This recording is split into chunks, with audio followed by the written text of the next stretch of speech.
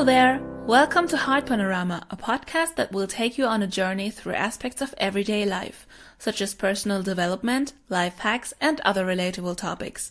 My name is Michelle, and I'm excited to share some of my thoughts with you in this podcast series. While I talk about today's topic, I'm mentioning certain brands, products, or services. Any form of product placement in this podcast solely serves discussion purposes and is not paid or sponsored in any way. Those of you who know me know that I'm a huge fan of learning new languages, so in today's podcast episode I'm going to tell you how I learn a new language, and maybe it is also helpful for you. My mother tongue is German and also sort of English, I guess, because I learned it when I was very little. So these are the two languages I was confronted with the most, but strictly German is actually my mother tongue. And then when I got into second grade, I started French classes at school and didn't start with proper English classes before seventh grade, where I actually learned the correct grammar of the language and also learned more vocabulary and more words so I could express myself. And in eighth grade, I actually learned Latin at school. And when I graduated, I kind of regretted not opting for Spanish instead. But today, I'm quite happy because it actually helps me with learning Italian. Languages I'm currently learning by myself are Italian and Spanish. I started learning Italian about 3 years ago.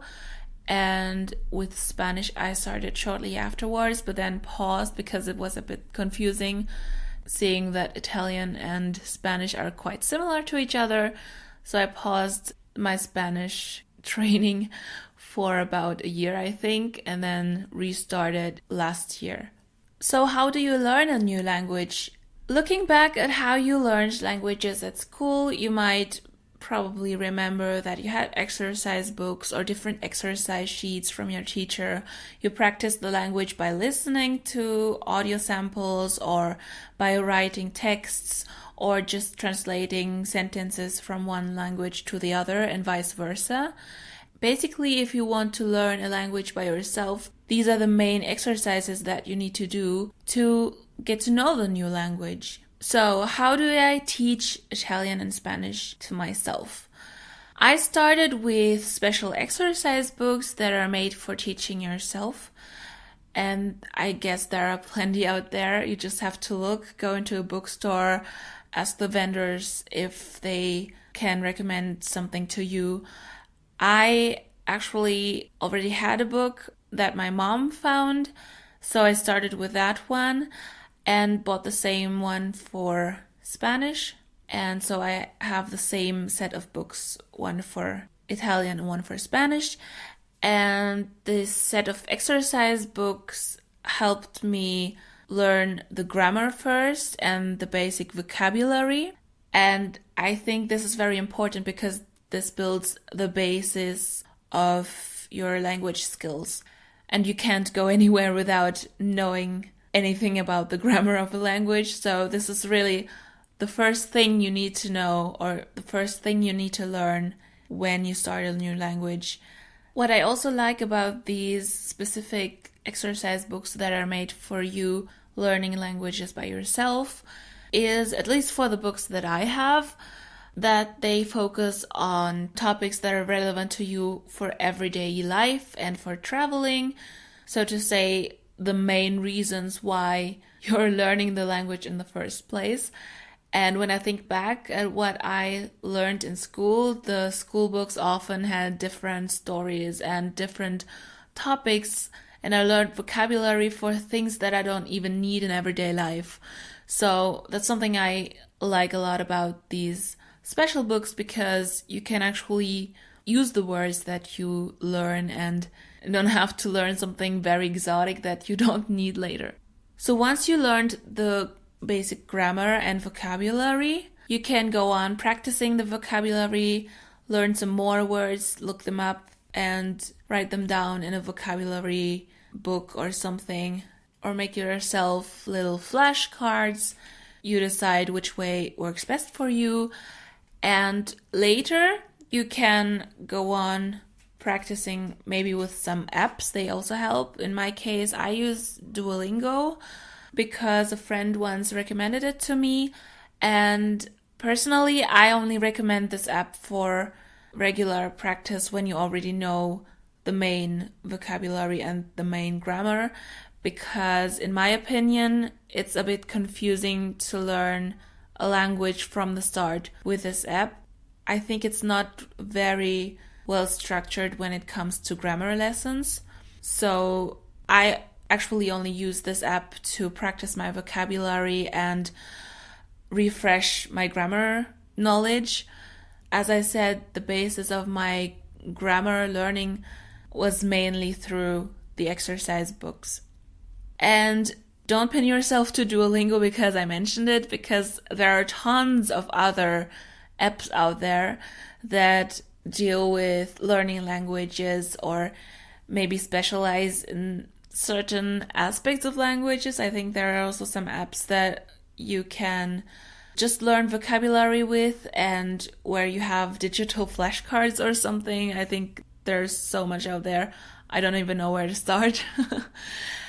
And also, don't forget to learn and practice idioms of the certain language, because vocabulary is one thing, basic vocabulary is one thing, but I think you only really know how to speak a language once you know the common idioms and you can speak fluently and use them in everyday situations.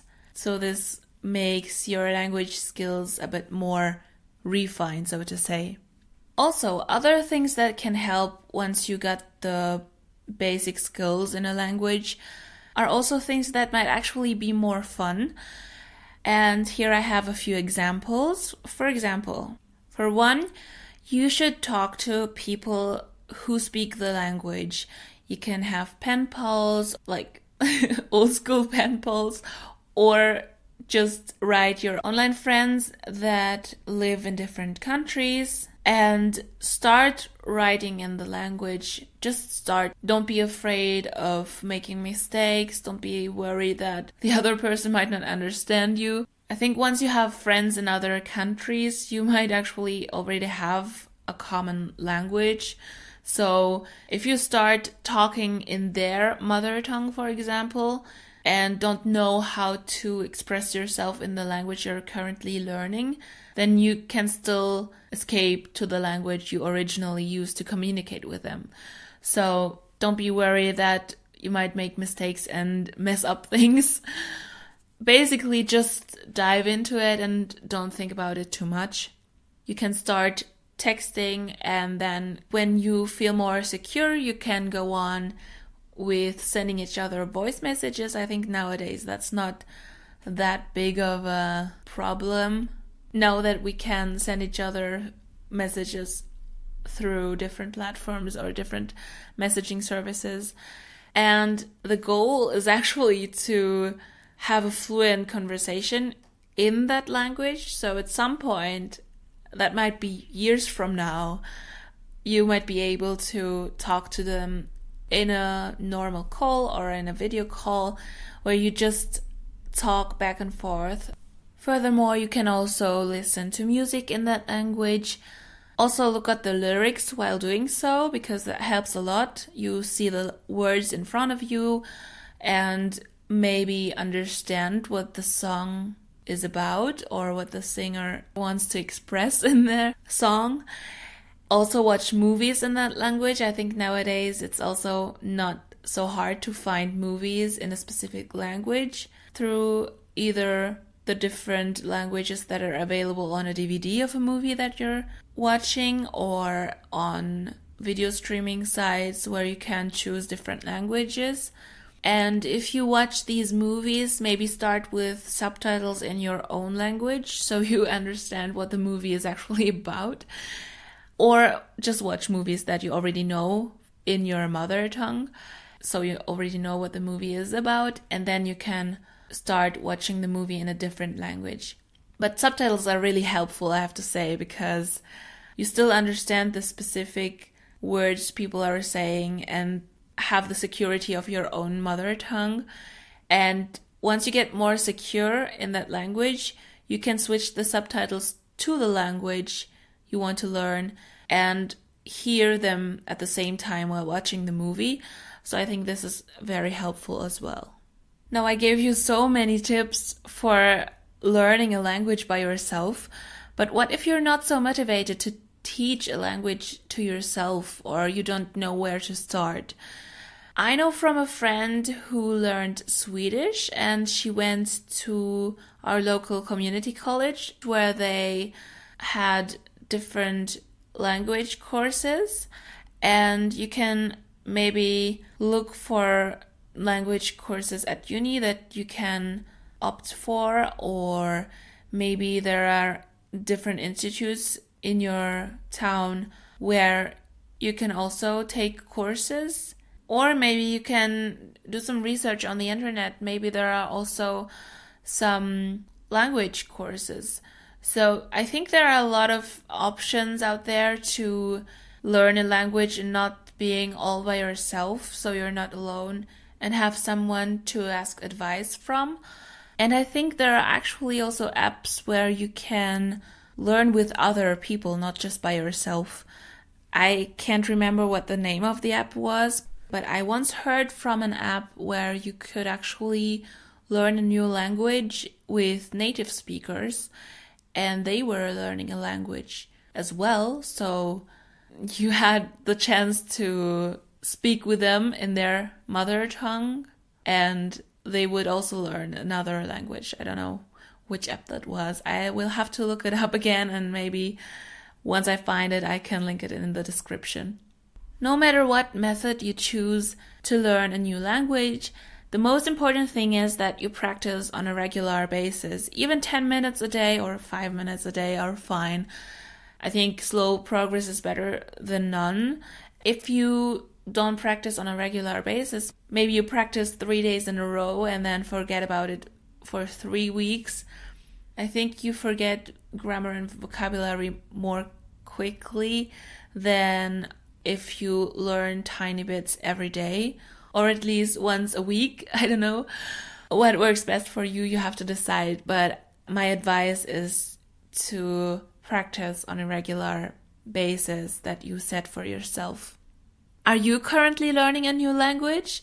If so, let me know in the comments. I'm very curious which languages you are speaking and which languages you are learning.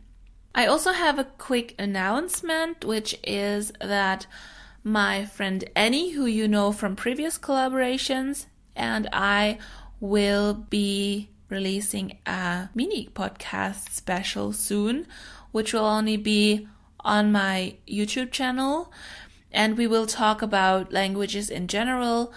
If you like this podcast, maybe that mini podcast special is also interesting for you. That was today's episode of heartpanorama. Thank you so much for listening. If you enjoyed this podcast, please give it a like and leave a comment. Stay tuned for upcoming podcast episodes by subscribing to my channel and activating the notification bell. Check out the links in the description to find out where else you can find me and my podcast. Have a nice week and take care. Until next time, bye!